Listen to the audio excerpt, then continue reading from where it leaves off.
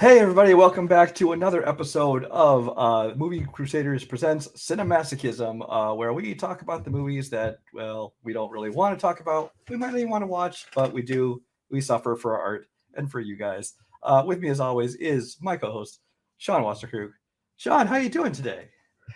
I'm having to make sure that today is the day that I think 100% before I speak, because this could very well be the series finale of Cinemasochism and potentially the Movie Crusaders, because Brian chose a movie that is so dangerously finding a tightrope line on us not getting canceled.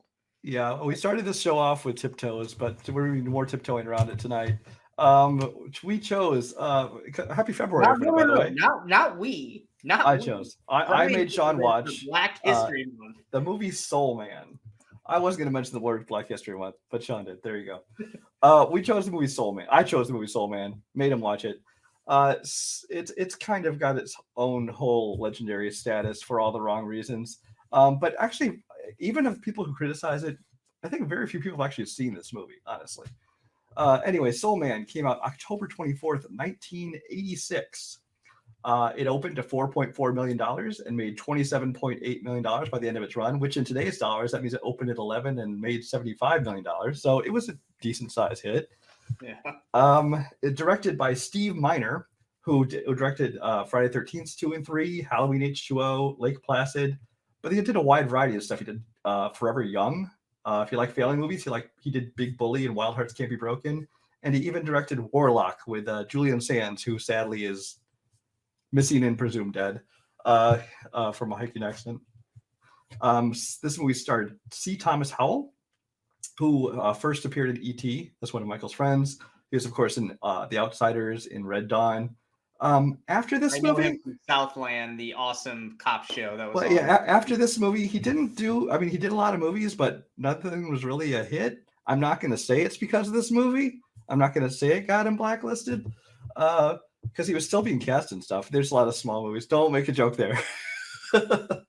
um, but yeah, he's come back. He's obviously made small appearances in things like I mean, wasn't he one of the Spider-Man movies? Amazing Spider-Man. I think he showed up in a brief role. Yeah, I think he was in one of them. Things like that. But I mean, his career basically his hit time was the 80s. This was kind of the peak of his career when this movie came out. The role was originally supposed to be played by Tim Robbins, apparently. But Howard the Duck schedule ran over, so they had to recast it.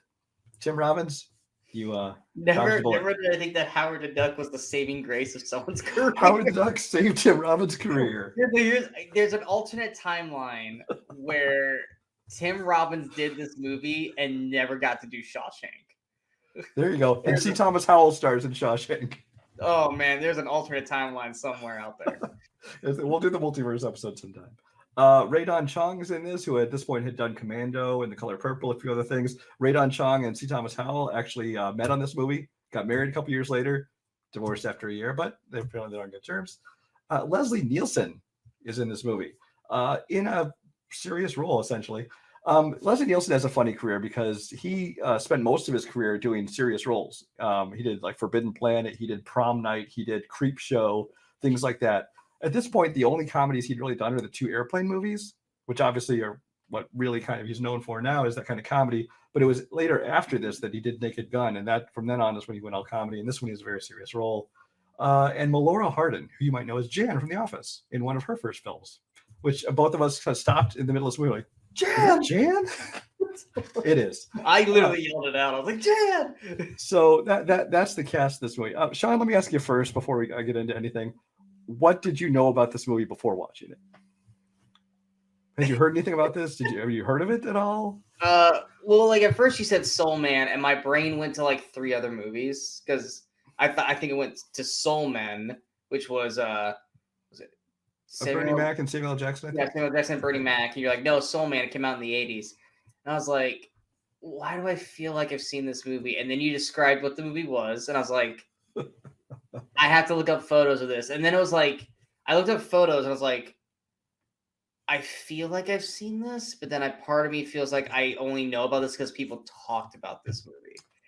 And that's the gist of it. It's known as the blackface movie. That is the thing about this movie. It is known as the blackface movie. And here's the problem with this movie is this movie came from, it was made in the 80s in a simpler time, so to speak, when people weren't so, worried about being politically correct and things like that, which I'm not saying it's a good thing that they took something like this so lightly, but I think that this movie was made at a time when what they did here was not meant maliciously. It was in no way meant to be like, we're mocking black people. It was not meant to be like, hey, we're in blackface. Obviously that wasn't a conscious thing like that, because people weren't so easily offended by things like that. It was just the way it was, which again, maybe not right.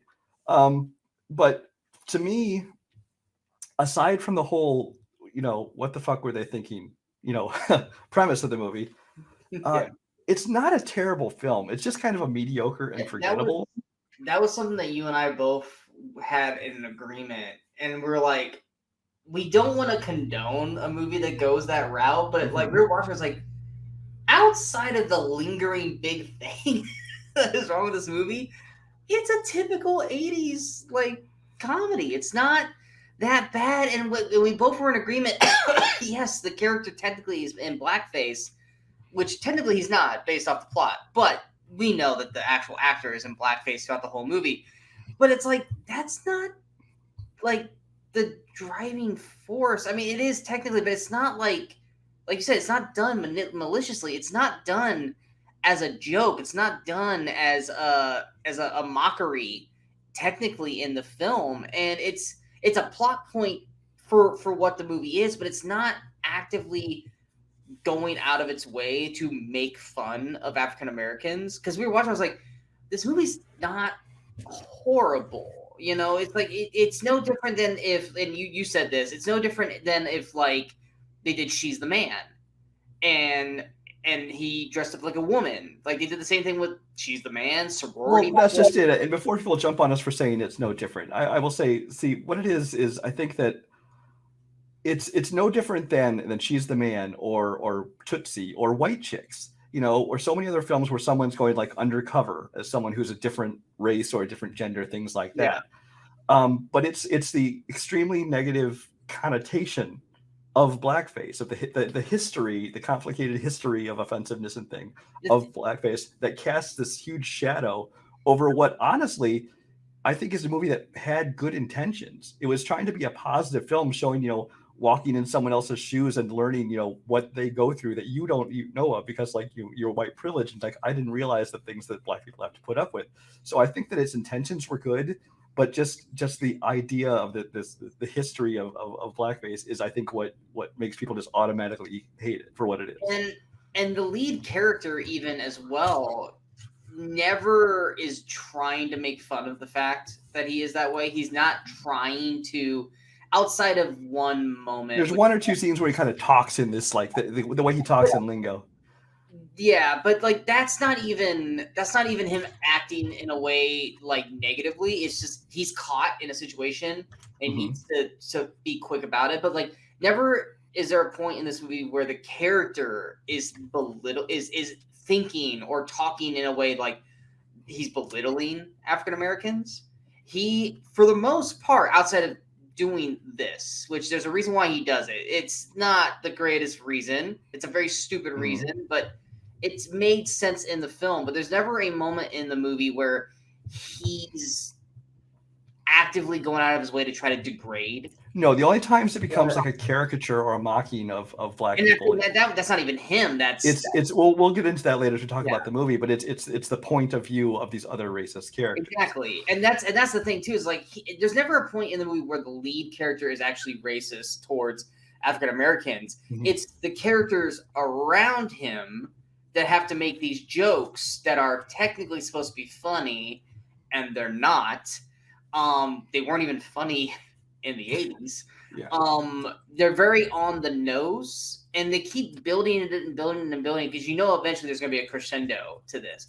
But there's never a point in the actual film where the lead character is negatively talking bad about African Americans that he is portraying. If anything, he's gaining more respect and understanding to them and what they have to go through. So I'm not, like I said, we're not saying that, this was a really good movie and you need to, no, we're not saying that at all. And I'm not defending people that say, this is blackface, it's offensive. I totally get that. I'm just saying that at the time they made this movie, it was in no way meant to be offensive, and I think it was, like I said, trying to have a positive message to it. It just the It history was of it. It executed just very poorly. it's just it's just the basic premise of it. Which that's the thing about cinemasochism is there's gonna be movies that we talk about on the show because they're just awful movies in terms of acting or in terms of the dialogue or in terms of just the quality of the filmmaking and things like that. This is one that became a pick for me for this show because of this what the fuck were they thinking premise. And that's what it is. And so that's how we're going to get more deep dive into that. So let's just get right into it. So you have to kind of, that all being said, this is a movie where you just kind of have to accept the concept and suspend disbelief, and we'll get into it. So the movie, basically the plot of the movie is, the movie starts off, C. Thomas Howell's character, who I need to look up because I just didn't even think of his Mark. name. Mark Yes, Watson. Mark Watson. he and his friend, his roommate, both get accepted into Harvard Law. They are graduating college. They both get accepted to go into Harvard Law School after that. Which, have you noticed in comedies that apparently getting into Harvard Law is not that hard? Because if like Reese Witherspoon can get into it with like zero prep work, and then these two guys just seem like basically the guys from Fire It Up, which we'll touch on that a little bit further. And they're both just getting to Harvard Law. Like, there's never a moment in the movie where they feel like they're two smart guys that belong in Harvard Law. They just don't make movies about people don't get into Harvard because those are far more boring movies. Yeah, exactly. But anyway, so the opening scene, we see them get accepted to Harvard. You also see them talk to their friend, or at least a fellow student they know, played by Julia Louis-Dreyfus, who looks essentially the same 37 years later. She has not really aged a bit. I just saw her last week. I rewatched was it Black Widow? I saw her in, and looks essentially and then Wakanda Forever. And Wakanda Forever as well. Yeah. So she appears in this in a very small supporting role. Yeah, she's got like maybe 3 scenes in the whole movie. So Mark goes to visit his dad. He tells his parents that he got accepted to Harvard and all this stuff. His dad is on this weird exercise machine. I'm not sure what is this machine supposed to do. He's just like he's laying on a table. It's rocking back and forth. It's one of those workout machines where you lay upside down. It's supposed to be a core workout, but it's basically just it's coming off looking like it's basically a lay down rocking chair but backwards, because he has like these like 1 pound weights. He's basically doing this. Yeah, to make him like rock back and forth. Because I can understand it's a core machine. If you're laying back and trying to do like basically sitting up, that's a core workout. But he's just going to rock back and forth. Yeah, it's like I'm watching this. I'm like, and we both like in unison. Like I've watched it enough times. We're going, this is not a workout.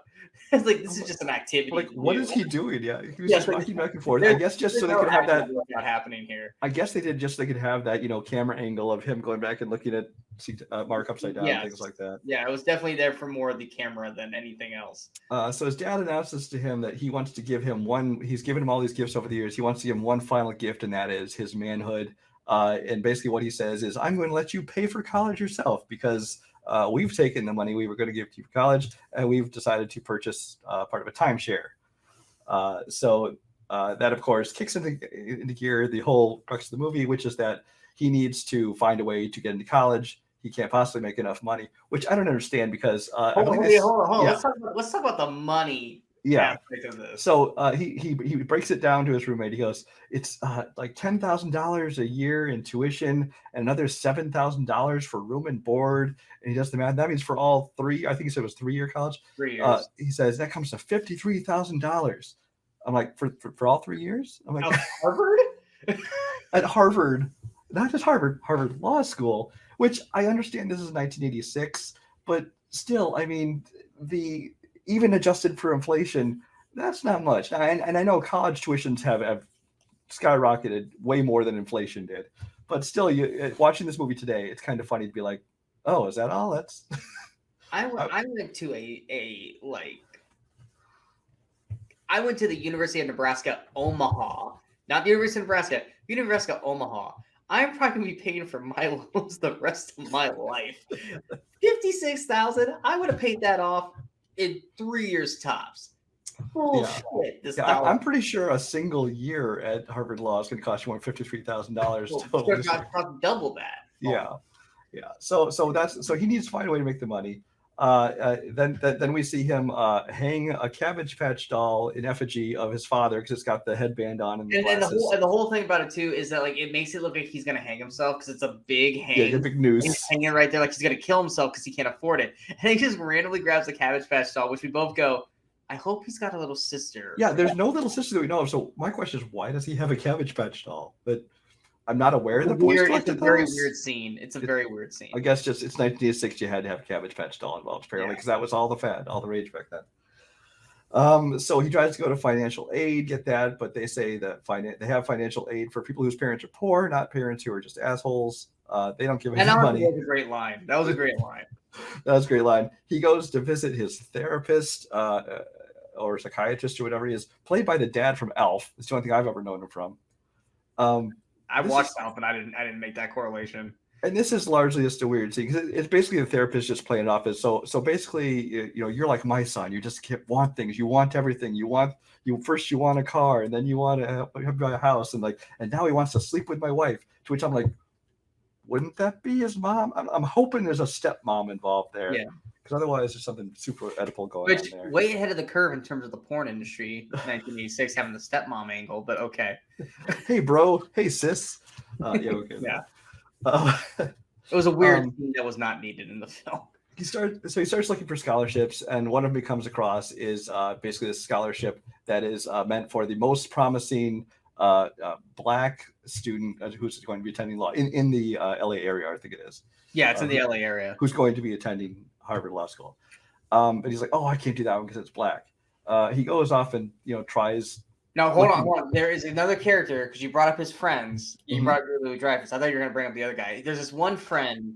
Oh, I can't remember what school he goes to, or he's like he comes off like a stoner surfer dude, but he's actually like a scientist who works with like tan lotion, and that's kind of what that little piece of information is the crux of the movie leading into what he does.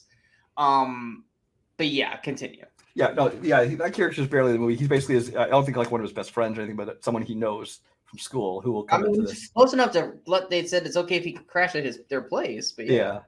So, but I mean, you don't see him much in the rest of the movies. No, you don't see him at all after that. Yeah. So he tries some other ways to get money. He realizes it's not going to happen. So he decides he is going to try for that scholarship. And the way he does it is this other friend has access to these new tanning pills that are in the market. Apparently, you can just take a pill and it'll tan your skin, which I'd love to see those because I'm the whitest man in the world, and I burn in the sun. I go from white to this color red, right back to white again. Doesn't even fade into a tan. So yeah, he takes these pills. Are supposed to make more than the recommended dosage, of course. Yeah, he exceeds the dosage to basically make himself look Black. Couple things here. Mm-hmm. One, that's got to be incredibly fucking unhealthy. There's never any like repercussions. There's no problems with this throughout the film because the first thing I was like, are there any like reactions to this for overtaking the dosage? Two, they never ever show him having to refill this because he only showed a bottle that had maybe like. Yeah, it's like, does he take him once and it lasts for 6 months? Does he have to like take one every day? How does this work? Because first of all, any of that. As far as we know, he had seen his friend like the day before, I assume. So he took him apparently and tanned overnight. Apparently, it's instant effect. So I don't know. Well, that too, and he immediately gets the scholarship, and it just seems like. Well, I think they said it later. He was the only Black applicant, and because it was L.A., he just got it. Yeah, which I find that also very hard to believe. But so he said at one point when they were first talking about the scholarship, and he's like, now that he's applying for it, he's like, I can't take a scholarship, from an actual deserving Black person, which of course foreshadowing. So it's like you can kind of see where they're going with the whole thing. But the problem is he takes his tanning pills. First of all, he doesn't look Black at all. First of all, it's like a dark tan, almost comes off as kind of in certain shots as like a gray or even an off green. There's certain times where the lighting is dark enough that it comes off a little bit, but then also his hair color has completely changed. And we asked like, is that a wig? because that's a completely different hairstyle. It's different hair Oh, color. yeah, it's essentially that tight, like Jerry curl kind of look to it. Yeah, I mean, he's trying to. I don't know if it's a wig, and his features, just his eyes, his nose. He looks like a There's nothing. he looks like a white guy with some kind of color makeup on. Yeah, That's what it is. yeah. So, and even his like friends don't recognize him. His parents, when they see him at one point, don't recognize him. And it's like, really? Because if Sean right now put on some red face paint, I could recognize him. We'll get to the parent part later. But Yeah, it's there's never a moment where he comes off looking that way. And it's one of those things where you almost have to go suspension of disbelief because it's a movie. Because there's tons of movies like that where like Mrs. Doubtfire, Brian likes to use that as a thing. It was like, you can clearly tell it's Robin Williams. And it's like, well, it's like, they're not actively trying to look at Mrs. Doubtfire and think that's Robin Williams. It's not like Sally Fields actively going, oh, it's probably my husband dressed in drag. But it's like, but it's also like, you're not sitting there, they're not seeing them in passing. They're standing face to face having a conversation. I'd be like, yeah, that's my husband and dressed up like a woman. So, I mean, it's one of those things where it's like, we know what he looked like beforehand, which frankly, also, and this, like I said, us also doing this with CineMasochism, because we always like to recast. C. Thomas Howell at that age looks like a cross between Eric Christian Olsen and David Walton. Both very attractive men for that age group. But it was weird because throughout the movie, he changed. He looked like Eric Christian Olsen at the start of the movie, and then he turned into looking like David Walton the rest of the movie. Because there was the other one, Julia Louis-Dreyfus' boyfriend or whoever, who also looked a lot like Eric Christian Olsen, especially with certain facial experience. Apparently, good-looking guys in the 80s look like Eric Christian Olsen. Yeah. Well, except Dreyfus' boyfriend didn't look attractive. He just looked. He had the weird-looking Eric Christian Olsen face, whereas like C. Thomas Howell had like the good-looking Eric Christian Olsen face. But it's one of those things too, where it's just like you have to kind of, I guess, bend the disbelief that everyone believes that he's black in this because he doesn't look it. Right? That's what I was referring to earlier. You have to suspend disbelief because, like, I've seen this in the same thing when I watch movies like even like She's the Man or like 12th Night or things like that, where it's like, this is clearly a woman, but okay, I'm just gonna go along with it, just accept it for what it is. I mean, it's also one of those things too, where it's like we see them as their real selves, and then they go into the outfits, and we're like, well, we know what they really look like. Mm-hmm. Because the average person, if they didn't know that Amanda Bynes was Amanda Bynes, would they think that that's clearly a girl? We don't know. That's based off that person, but that's the mindset that we then have to trick our brains to believe. But it's very, very hard for this movie to pull that off. Yeah. Which once again, it's like, why are you even attempting to do this? Yeah. Well, he talks about, it's actually a good time to try and be a black person by using the term, it's the Cosby decade. That line comes across very differently now.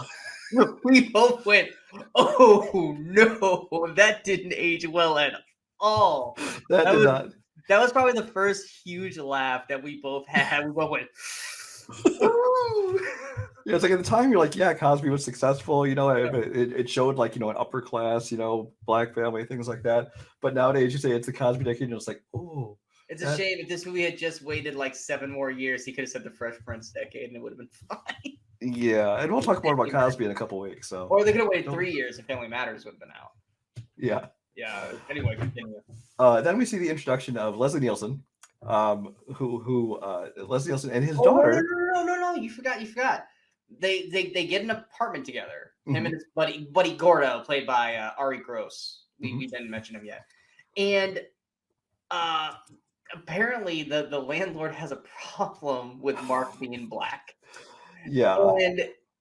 And Gordo basically plays it off like, oh, he is? Should I tell him? Like, oh my it's God. totally that Lethal Weapon 2 bank moment. Yes, yeah. He plays it off really, really well. And then gosh, you're right, he is. Oh my God, I don't think he knows. The deal. But then Leslie Nielsen shows up. Well, yeah, because again, there's these little things leading up to, his treatment of like people like that, like, oh, I wouldn't arrange it to him if I knew he was a black guy. It's kind of planting those seeds of he's going to be understanding the black experience while he's undercover, whatever you want to call it. I'm doing a lot of air quotes tonight. I don't know why. Because he's not really undercover; he's impersonating. Yeah. It's hiding his true self, whatever you want to call it. Leslie Nielsen shows up. Leslie Nielsen is the father of Melora Hardin's character, who is immediately taken by Mark, who they don't say it outright, but you kind of get the impression that she's attracted to him because he's black. She also seems like the kind of person who wants to piss off her dad, so it might be a rebellious kind of thing. Leslie Nielsen, of course, is kind of playing he's not outwardly racist. He's not like yelling epithets or anything like that. But he clearly does not want his daughter with this kind of person. So again, it's a very serious role for Leslie Nielsen. We are then introduced for the first time to two characters who spend the entire movie just making this racist jokes, which I'm not going to repeat any of them here. No, they're basically these two guys that he runs into at least Three times, four or five times throughout the movie. They're just these two guys.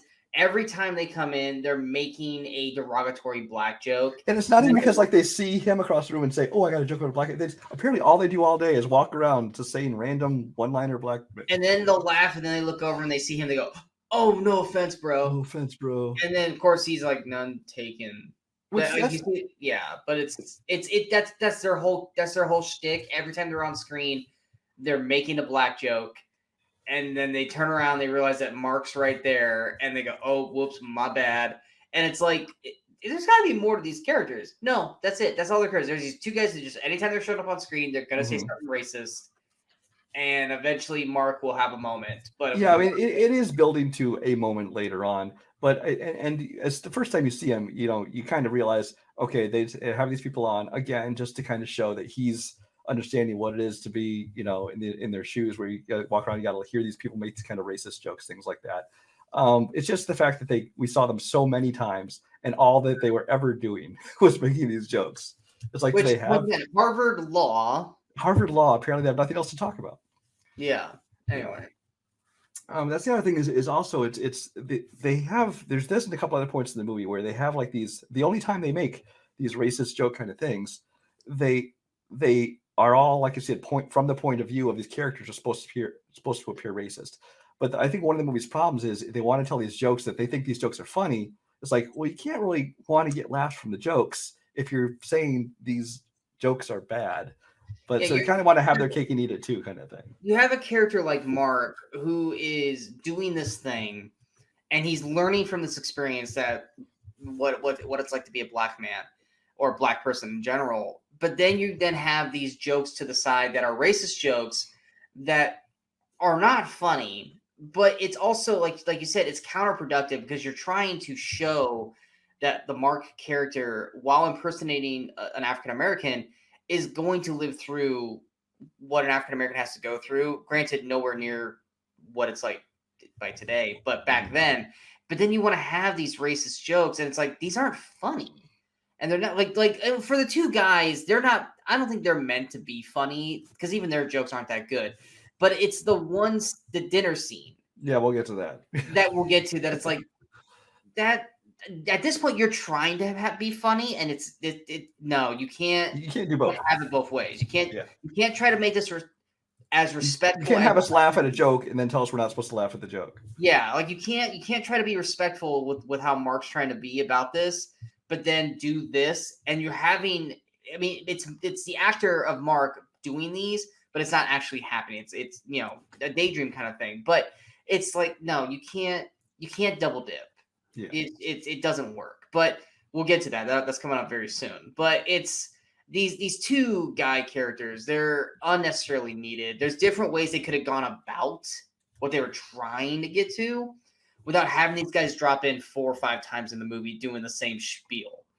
It just came off kind of stupid in a way. Like, not to the point where it's like, oh my God, fuck this movie. But it's just like, yeah, I get it's the 80s. There's a better way you could have gone about this. There's other ways you could have gone about it.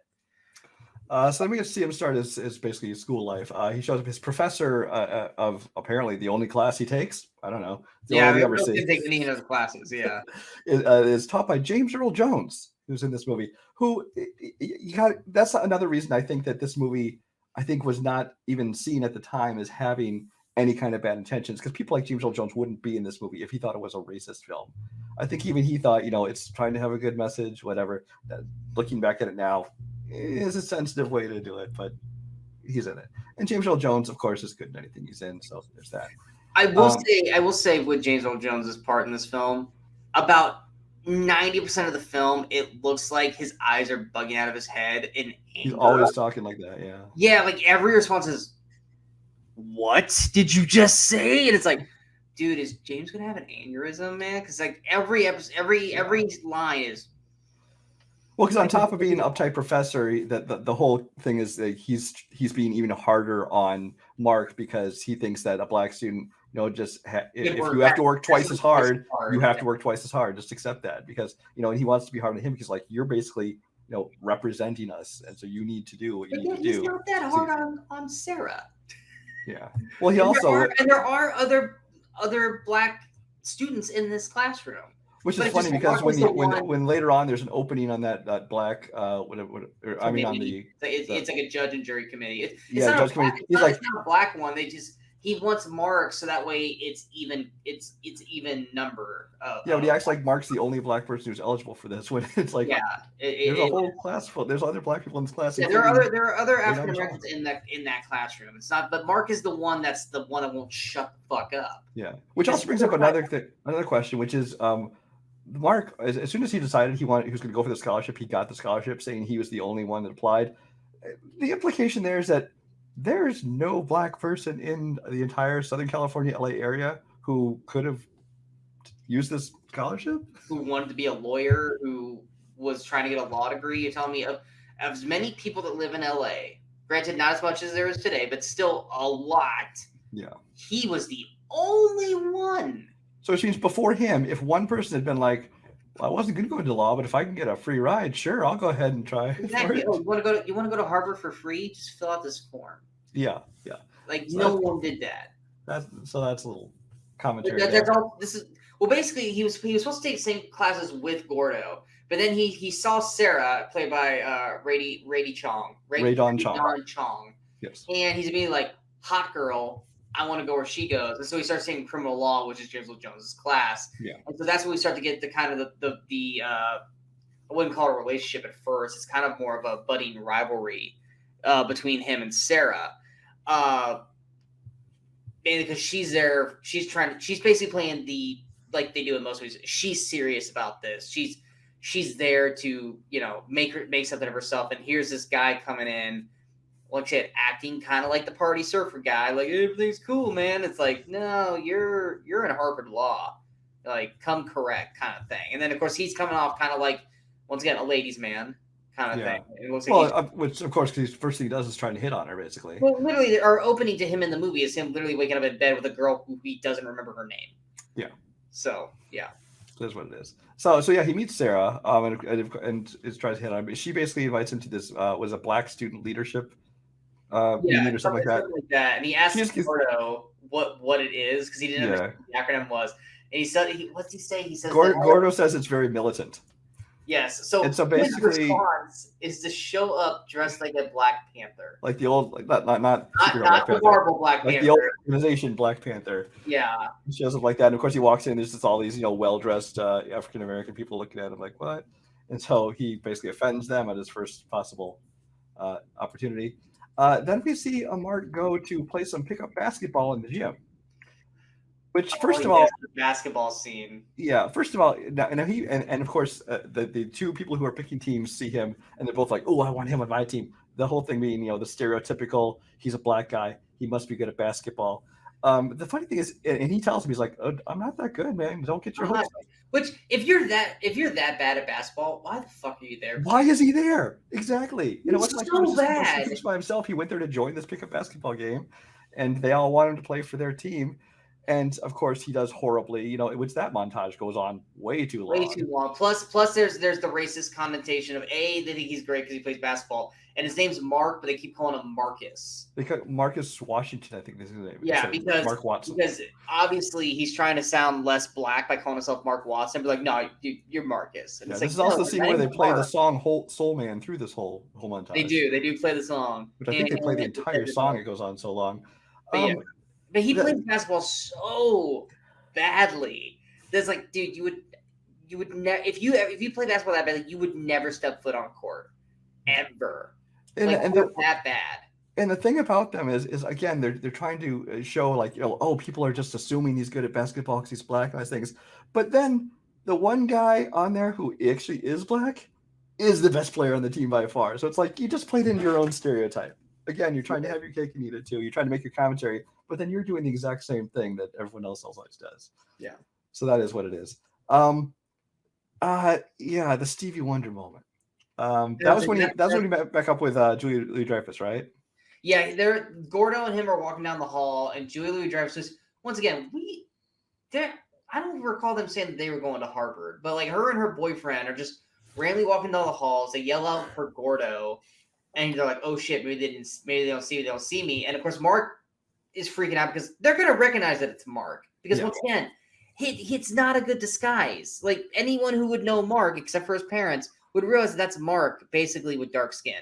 And so he basically puts on these glasses and immediately starts doing that. Yeah, like starts the doing Stevie Wonder thing. I was like, what? You could have just stood still.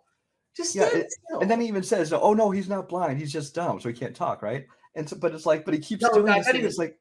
I thought he was deaf, or he was hard of hearing, or something. Well, he said deaf, and they started yelling, but then Gordo just says that no, he's just dumb. It's basically saying he can't because he didn't want to talk and have them hear his voice and like that. Yeah. But because at one point she's even like yelling in his ear, like she thinks he's deaf or at least harder of hearing. And the whole time he's just. But he's just doing the Stevie Wonder impression, which again, it's like there's no reason for him to be doing that. If they put on sunglasses, fine. If they wanted to play him off as blind, they could have done that, but they didn't. They decided to have him do the impression, but then just say he can't talk, which makes no sense. Yeah, it was like I said, you're hitting some back-to-back moments there of like the Black Panthers thing, the basketball thing, and then the Stevie Wonder thing. It was definitely hitting some bad quotas all of a sudden, like stereotypical things. And outside of the Black Panther, which Black Panther thing, he was misinformed. Basketball thing, he just liked the basketball. The Stevie Wonder thing, that's on Mark. That one's on Mark. Yeah, and a couple other times when somebody talks to him and he suddenly has like a black inflection, like, "Yo, what's up, my man?" You know, those are the only times he really. Well, that only happened does his own parents, I think. Yeah, I think it might be one other time, but yeah, it's very limited when he does that. Yeah, but then he starts hanging out with Mallory Hardin. Yeah, which is. Well, first I do want to say first of all with Lisa, Julia Louis-Dreyfus character and her boyfriend, I really thought they were going to set them up to be like racist characters, but I'm really glad they didn't go that direction with them. They weren't racist. It was just a matter of he didn't want them to. They would have recognized him and known him and known that he was Mark, but it was never like a racist thing. They were never going to be like the uptight, like, oh, a black person kind of thing. No, it was more or less they would have blown his cover and he would have probably been kicked out of school or arrested or what have you. Now they have this like thing with like her boyfriend, like there's a rivalry there, but it's never fully established. It's just the fact that he's a twerp, and they very, very poorly build that throughout the movie. Well, yeah, it kind of builds to a mislead, which we'll get to later on. Yeah, but that's why we thought they were going with it. I think that's an intentional mislead, but we'll get to that. They don't establish his character enough for it to be important. It's just that he's kind of twerpy. Yeah. But anyway, continue. So yeah, like you started to say, he starts hanging out with Sarah Melora Hardin. That's Whitney. Whitney, I'm sorry, that's what I meant to say. Whitney. Melora Hardin. And a couple of things with this scene. One is when she says something to the effect of. This is after they had. Are you talking about after they had sex? After they had sex. Yeah. When she's talking about so many of it's funny how so many of the myths are true and she says things like, I could just feel 400 years of oppression and anger in every pelvic thrust. To which you're just like, okay, that's where this is going. But then she says, but then there's other ones that aren't so true, which of course she's referring to the penis size. He also said the boob to ass myth as well. Yeah, the breast thing, and I'm like, what is that? I don't know. I'm not going to speculate on that because that, won't go there. So, and then there's the scene. Then we get into the dinner scene. Yeah, she's like, you're gonna meet my parents. You're gonna have dinner with my family. It's like, okay, no. So she shows up at the parents' house, and basically the only reason we're going to watch this dinner scene is that we can see how apparently racist, whether actively or passively, these parents are.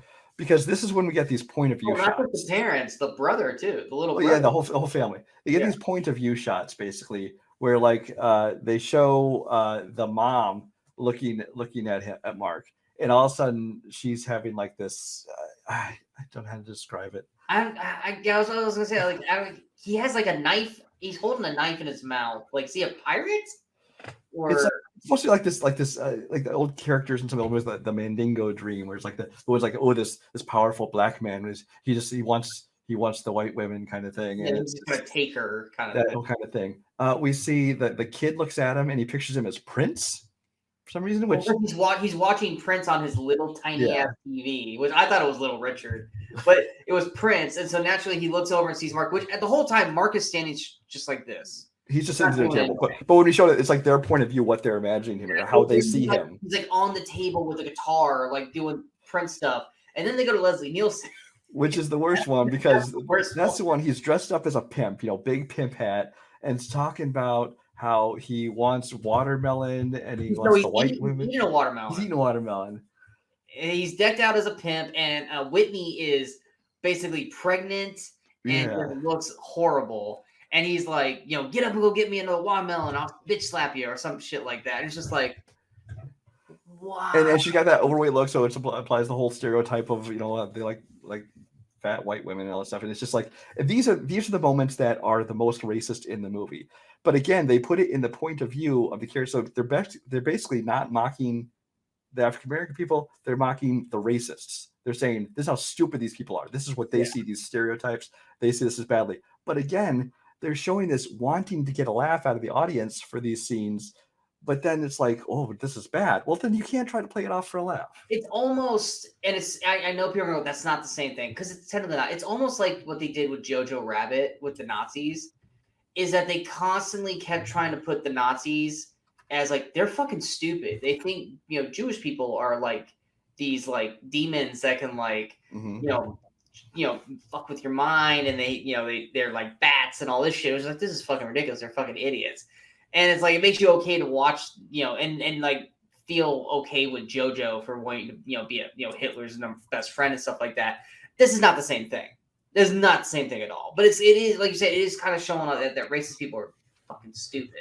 Because never, except for, like I said, the Black Panther thing and the Stevie Wonder thing, Mark's not doing these things. This is the perception of Mark. And the whole time, Mark is literally just sitting still at the table, trying to be as invisible as he can be, which he isn't. He's invisible. He's trying to be respectful. He's trying to make an impression on He's people. talking very slowly and like just matter of fact, and trying to do everything he can just get through this fucking dinner. And they're all just changing him in their own mindset. It's a very awkward scene because every moment where me and you are just going, oh man, like this is the stuff that that people will get pissed about. This is the fuel that people will use if they actually watch the movie. But like I said, most people criticize this movie.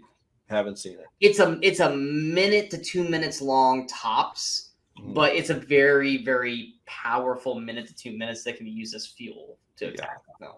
Yeah. We see Mark driving home at one point where he's got a cop that's following him the whole way because he drives by, he sees it's a black guy driving. He follows him along every turn, just waiting for him to do something, some reason to pull him over.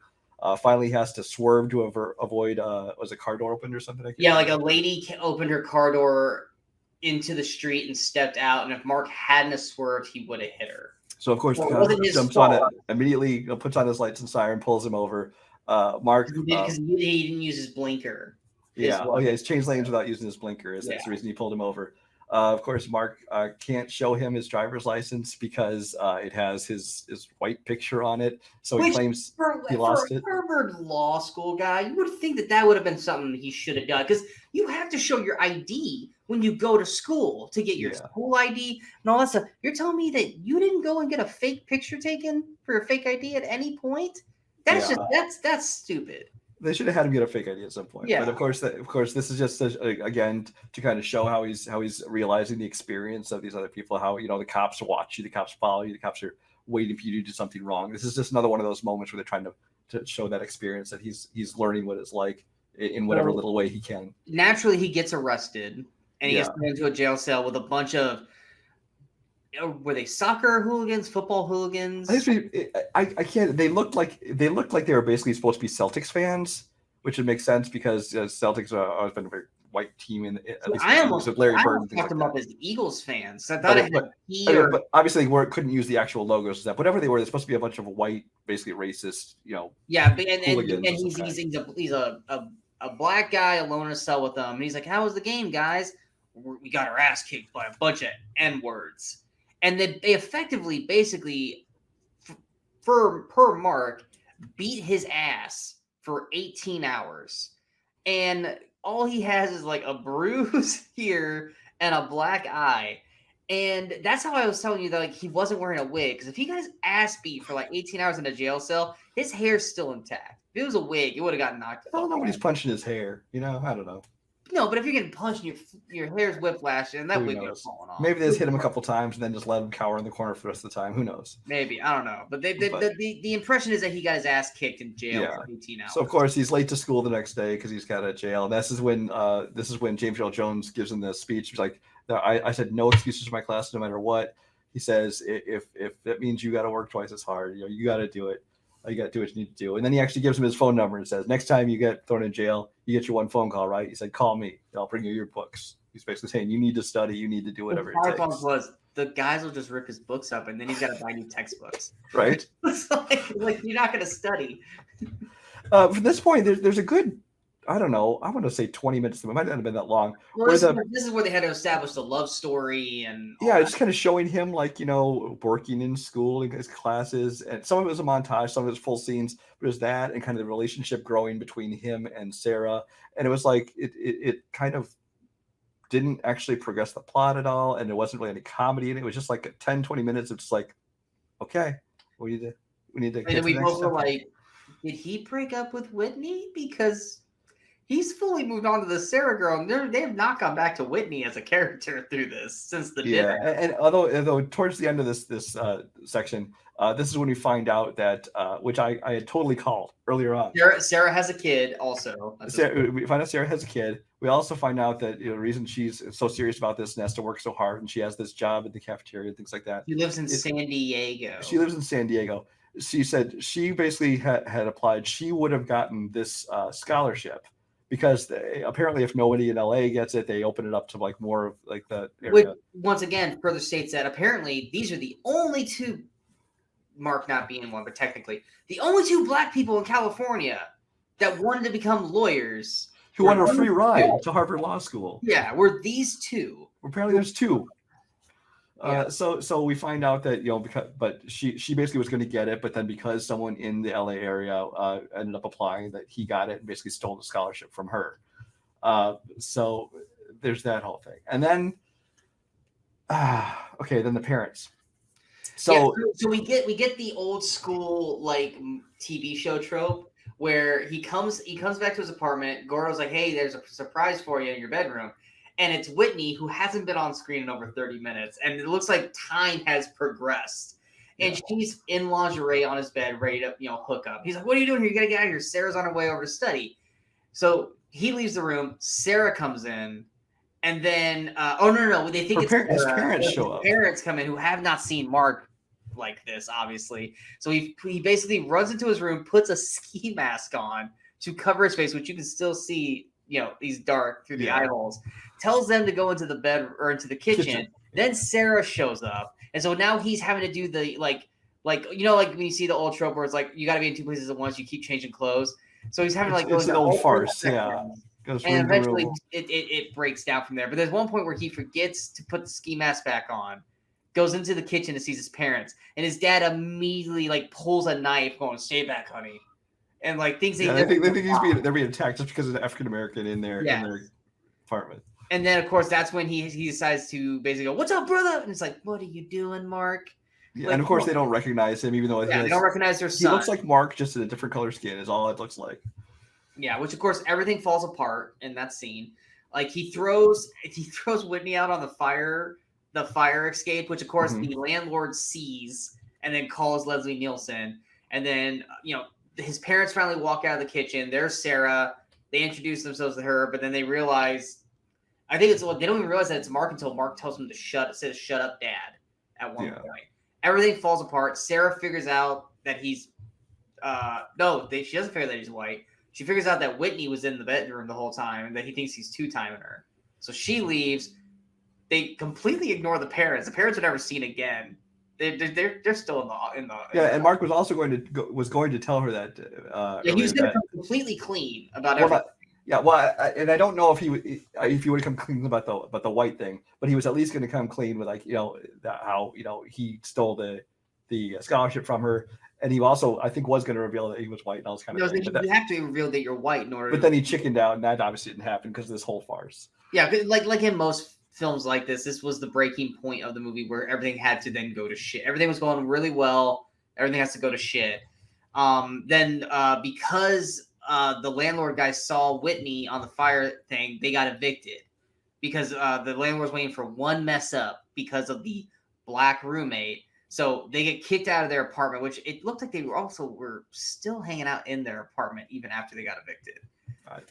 Then we go to like we go to like Christmas break, and then we come back to like this hearing.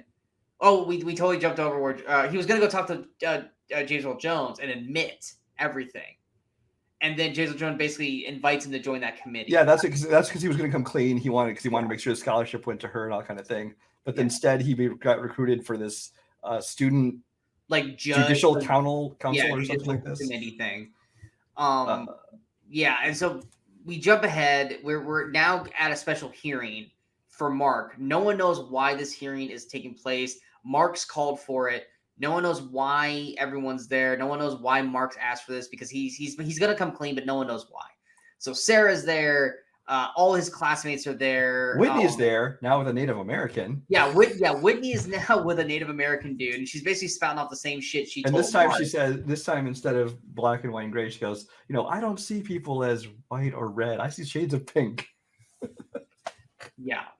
Gordo is basically his defense, and then he gives this like, I won't call it rousing, but for him it was a rousing opening statement. And everyone's like, dude, why the fuck are we here?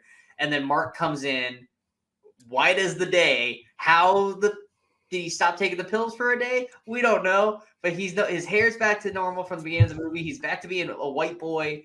No like increments of his, what he's been for like the last hour, 20 minutes. And basically states what he did, which actually they don't even really have him state what he does. They just he walks in, Leslie drives his boyfriend, comes in to try to, he figures it out at that point. And then Sarah storms out. First of all, also Lisa's boyfriend, who had seen a plaque with his name and realized that Mark was doing this whole thing, he comes in like he's gonna out him. He's gonna reveal the truth of who Mark Watson is, but then he realizes, they already know. So it's kind of a big lead up to nothing. Yeah, it was like I say, it mounted to nothing this whole movie. Is this the same scene, or did I miss it earlier where he finally punches out the other two guys too? That's at the end. We're not there yet. Okay, we're not there yet. Spoilers. So then we get a scene with him and James Earl Jones in his office, and he's like, "What do you have to say for yourself?" And he's like, it's almost like Mark's going, "Here's what I want." He's like, "I want the scholarship to go to Sarah. You don't have that kind of authority. I want to." Well, no, he says, "I'm going to write a check for the entire." Like they just gave him the money up front. He can do whatever he wants with it. Which that's not how the scholarships work. Because wasn't when his parents came into the apartment, weren't they going to say they were going to start paying for it? But they never got there because we kind of got the impression that's what it was, but I don't think they ever actually said. I think the mother was saying like, "Look, we all know your dad can be an asshole sometimes." But we wanted to say, and it was made it seem like they were going to say, "We're going to start paying for your college." Which we eventually find out that his father is going to give him a loan to do it. So he's going to give him the money. He's going to have to pay it back, but he's at least going to get the loan to do it. But in this scene, he's talking to James Earl Jones, and he says, "I want to write a check for the full amount and give it to Sarah plus interest for the money it was." He wants what was his other demands? He wanted like part of his. Oh, he's going to donate part of his. He wanted to put in writing that he had to donate a certain part of his income once he becomes a lawyer to support like these I guess charities But he wanted the charity to be in Sarah's name, which I was like. Yeah, there's all kinds of weird things. It was weird. It's like Sarah. First off, I mean, Sarah's not special enough to have a thing named after her. It's like she's just a regular student at this point. And then he I want to get a lot of basically saying I want to stay. Yeah, he wanted to donate another chunk of something. Yeah, to do something. He had all these things like I want to do this, and this. And James Jones is like, and what else? Yeah, kind of thing. And then like. It's like, and I want to earn a law degree. So basically, he's doing all this stuff so that they'll let him stay. Which I'm sorry, there's no way they're gonna let a guy who shouldn't have gotten in. Yeah, it's fraud. It's like no, you're going to jail. You're not gonna become a lawyer. You're not gonna be any of this. But then like he's like, I want to continue becoming a lawyer and learn law. And James Earl Jones is like, well, like kind of like, what did you learn in this? And this is like the big like from South Park where Stan's like, I've learned something today. Well, that's And as James Earl Jones says, like, you learned, the most important thing, you learned what it's like to be a black man. To which the big message of it, the big message moment is C. Thomas Howell. Mark says, no, I didn't get to know what it's really like, because if I wanted to, I could always get out. At any moment, I could have said I was white and got out of this scot-free, which apparently won James Earl Jones over by him saying that. And basically, it was like James Earl Jones basically like, you've taught me all about race, so yeah. Like, congratulations, you get everything you wanted. And so then we go. So basically, he gets off for the most part scot fucking free, which would never fucking happen. He gets to stay in law school. All this kind of stuff. He goes to the cafeteria where Sarah is with her kid, and he basically gives her a check. Or no, he asks if she got the check, and then she got her grades, and she was not doing well in James Earl Jones's class. She found out that she passed and he passed, and he wanted to still be in a relationship with her, and she was like, no, because I can't fucking trust you because you literally lied to me about like everything. Yeah. And then we get the moment with the two guys. They come in the cafeteria. They still are spouting off this shit, but they look at Mark, and they're like, yeah, you get it, because he's white now.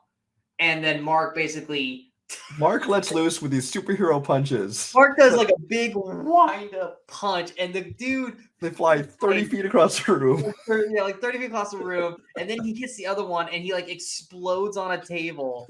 And because it's the most ridiculous fucking punches. And because he does that, Sarah's like, I like you now. Well, also, first of all, he punches them, and he looks down at him and goes, no offense. Yeah, so they built all the way up to that moment. Yeah. And then, of course, because he does that, all is forgiven. And Sarah's like, okay, we can date. And then it's him, her, and her daughter, or her son, walking off basically into the sunset. Yeah, and it's essentially the end of the movie, which that was the point at which they realized that at no point in this movie, because we thought it ended on a kiss or something, but it didn't. It was like at no point they never kissed once in this entire film. Yeah, it's like, I don't know if it's because the 80s they weren't gonna try to slip in an interracial kiss on this, but it was just like, I don't know if it's intentional or not, but it's just something kind of stood out to me when I saw that moment. Yeah, they're supposed to like be falling in love with each other, but instead they just turn and walk away. But they outside of a hug, they have never kissed once in this entire fucking film. Yeah. And that's the end of the movie. And like you said, like outside of the big lingering thing where, yes, Mark is basically blackface this whole film, is the movie considered a stinker? No. But does it have a hugely bad word of mouth on it for obvious reasons? Absolutely.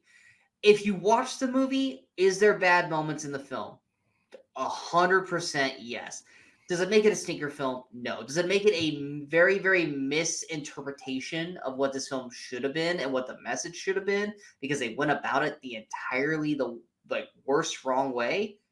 Absolutely. Well, and again, I don't even know if it's necessarily the wrong way, because this movie is exactly like things like Tootsie and She's the Man, where it's like this person dressed up as somebody they aren't, and kind of learned what it's like in Tootsie. He'll say Dustin Hoffman learns what it's like to be a woman, how women are really treated, because he gets to feel what it's like on the receiving end of this kind of thing. Yeah. And of course, he learns these lessons at the end, reveals himself. It's the same type of movie, but it's just like I said, it's that connotation. It's the history, not what this movie does. It's the history of blackface and what it represented in the past that just casts such a huge shadow over this that it's like, this is probably not the best way to go about it. I don't, and that's the thing. I don't know if we want to touch it because it's a very, like I said, we've been tiptoeing pretty good so far. We have, but it's like if I'm trying to think back in '86. Now, granted, I was 1, but like let's go back in time, and we're both our age in 1986, okay. And they come to us a studio and go, we want to write a movie called Soul Man about a guy that has to basically live the life of a black person.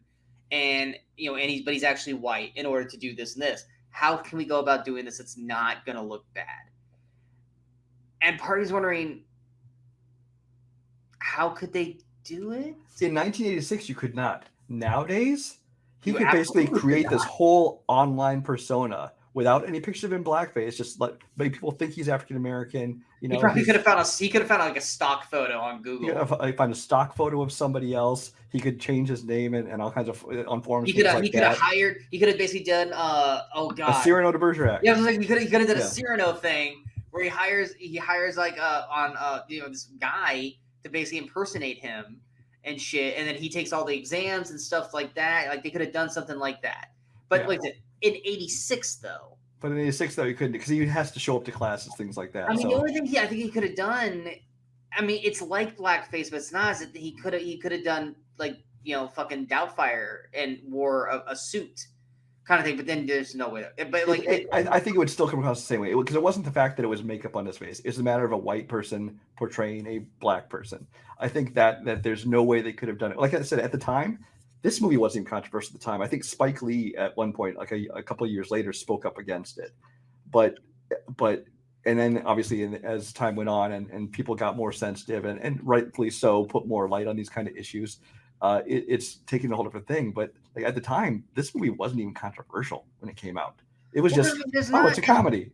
I mean, it's the same thing with a lot of people have issues with now, with whitewashing with like Asian characters. Obviously, totally different because like with those characters, they should be Asian characters, but they're being played by white people. They're not. It's not like the white people are pretending to be Asian person. No, there's characters that should have been Asian, and they changed them from Asian characters to white characters. It's not a white person playing Asian. You were like Doctor Strange. Tilda Swinton was intentionally trying to portray an Asian character.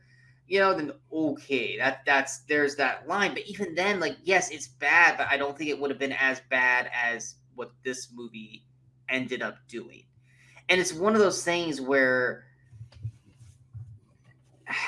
at the time, no, this probably wasn't considered a bad idea. This wasn't a thing that I think a lot of people would have been up in arms about. Like you said, based with inflation, this movie actually did make a good chunk of money. Mm-hmm. And the movie wasn't a bad film. Like it had its good moments here and there, and it has a good message wrapped around an incredibly bad execution of it. But I don't know how they could have portrayed this in 1986 a different way, unless they just were like dead set on they want to do a movie where a white person pretends to be black to get this. Like they could have done it differently without doing that. Like I said, we did it with like the female perspective and stuff, but it seemed like they were 100% dead set on they wanted it to be a race thing. But they went about it the worst imaginable. Now, I wouldn't say they went about it in retrospect, yeah. And I'm not defending it. I'm not saying that it's okay that because like I said, we're looking at it through a different lens now than they did then. Yeah. And I'm not defending and say it's okay they wore blackface then because you could say that okay, let's look back at like the old days when they actually made the movies like that, and be like, oh well, they didn't know any better. They thought it was okay. I'm not defending saying it's okay now. I'm just saying that the intentions of the filmmakers were to create a positive message. And looking at it now, it's like, yeah, this is not the way to go about it. But I think it does need to be taken into consideration that this movie, in this case, was trying to be positive. Yeah, because like that's the thing is like outside of like the perception of Leslie Nielsen's family, which was a scene that didn't need to be in the movie. Outside of the two guys who kept making the racist jokes that didn't need to be in the movie, this movie does. Outside of the Stevie Wonder and the Black Panther scene, this movie does a relatively good job of trying to be respectful, even though they're doing something disrespectful. They're doing it, I hate to say the correct way, because that's not, I'm trying to find the way to say this correctly.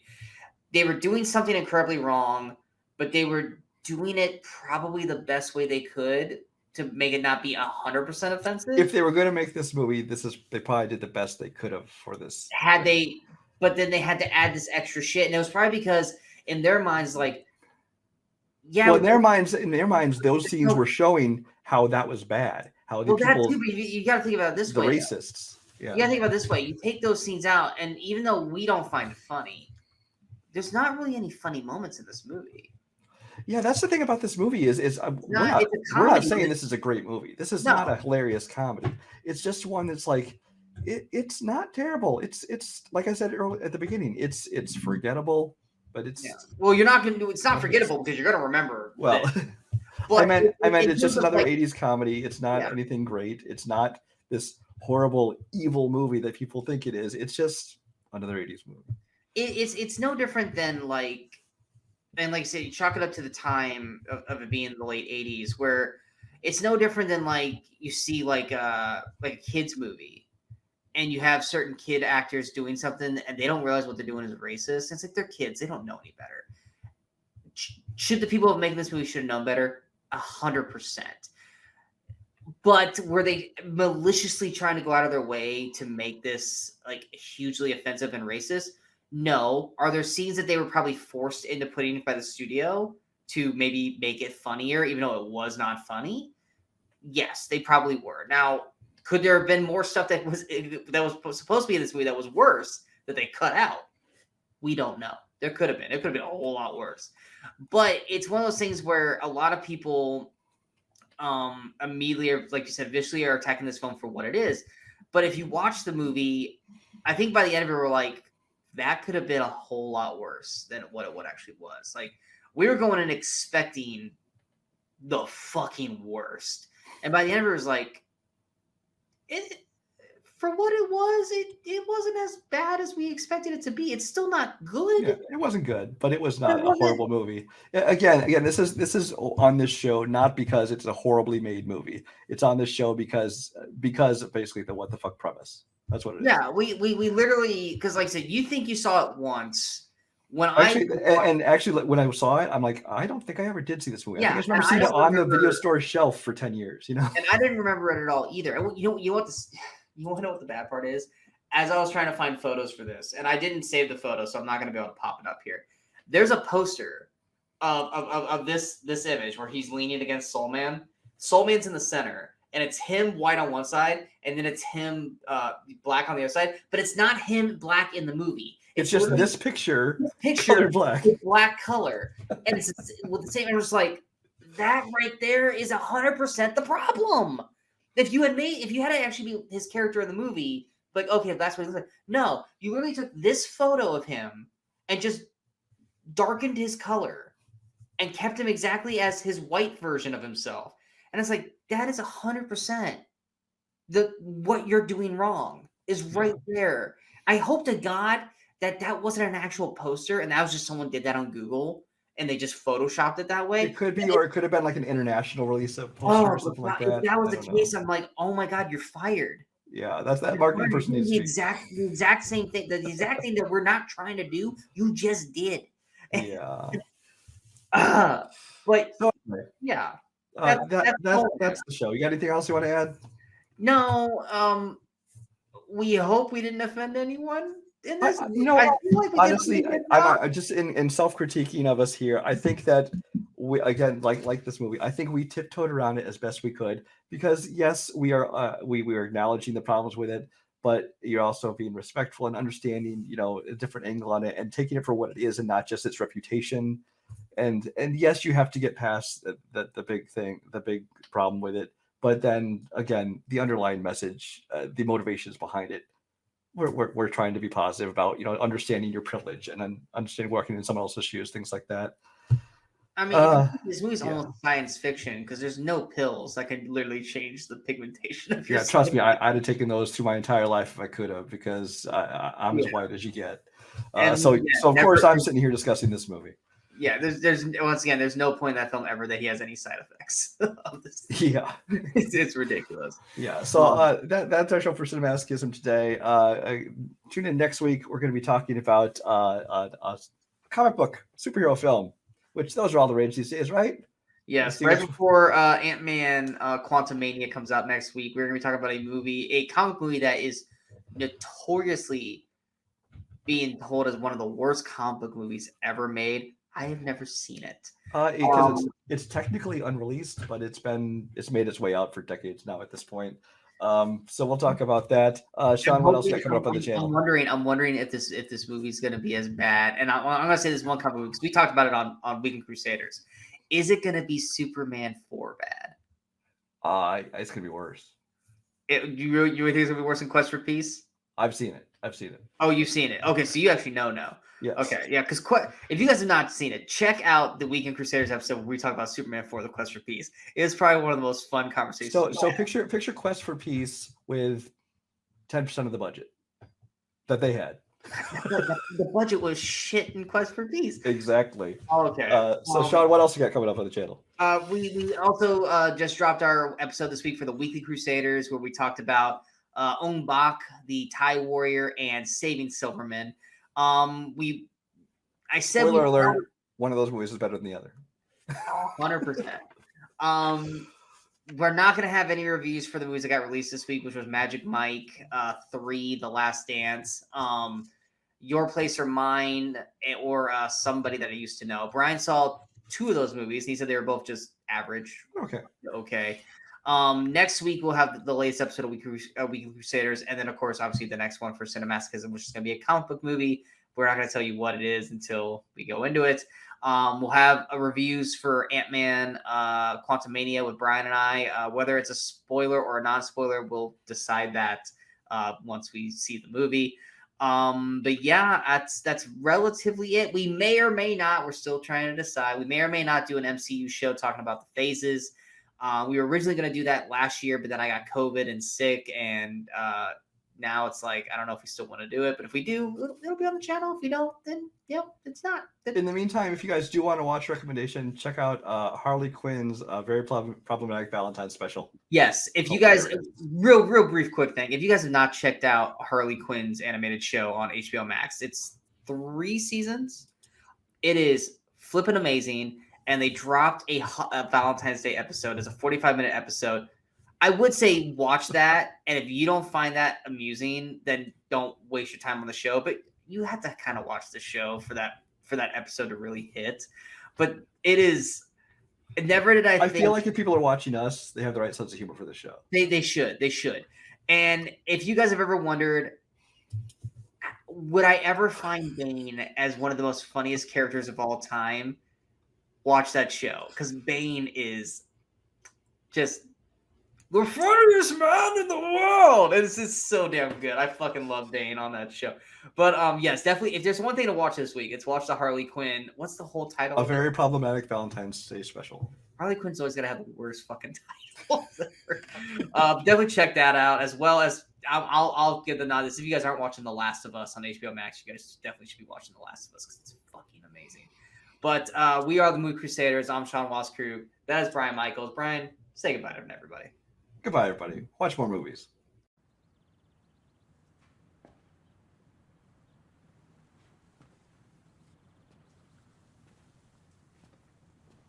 You're still here. It's over. Go home.